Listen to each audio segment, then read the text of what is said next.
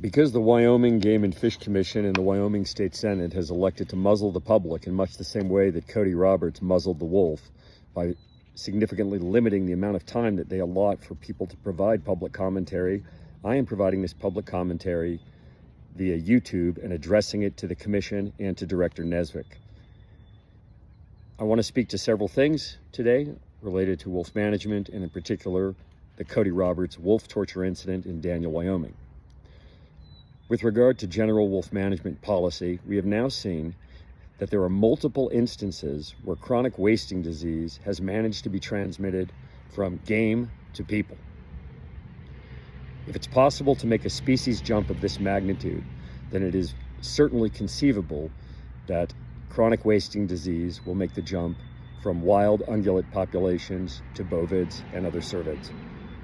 Once this happens, all publicly grazed livestock will be subject to the risk of prion-induced illness and subsequent transmission to people. This is a greater threat to human health than any predator issue or any loss associated with predation on domestic livestock. The fact that we are arbitrarily limiting wolf populations, which have the potential to limit the spread of chronic wasting disease, shows very poor management judgment and a lack of scientific rigor when it comes to understanding the dynamic role that predation plays in limiting the spread of diseases in ungulate populations. I neglected to mention that my name is Oliver Starr and I'm the Executive Director of the Tahoe Wolf Center. I have spent the last 37 years of my life working directly with wolves. In fact, this animal here is exactly the same age as the animal that Cody Roberts tortured, and I wish to speak to that now.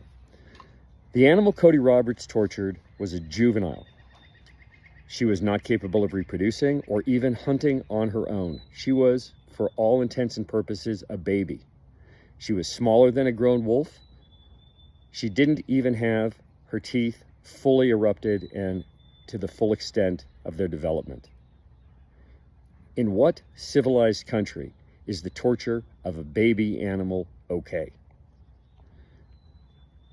The Wyoming Fish and Game Commission had the audacity to say that Wyoming is the gold standard in wildlife management. The only thing that I can see they're a gold standard in when it comes to wolves and other predators is cruelty.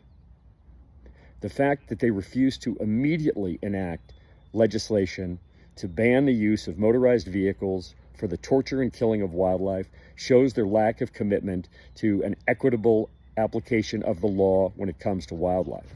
It's also a failure to acknowledge that wildlife has its own intrinsic value and that there are other stakeholders besides ranchers and consumptive users.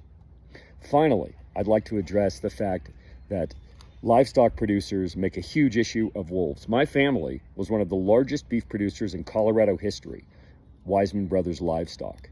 At the peak of our operations, we had over 54,000 head of cattle. We also traded cattle extensively in Colorado, Wyoming, Idaho, Montana, and Alberta. The losses being reported are laughable in the context of the losses associated with other preventable losses to livestock.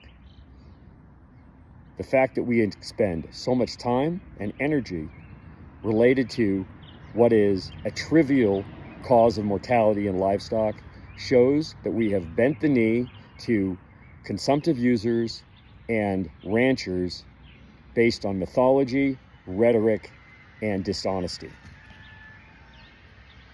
The Commission works for the public. It is in the interest of the public to treat all species equitably, to change the laws that allow a direct violation of the North American model, to support only fair chase and only scientific-based management.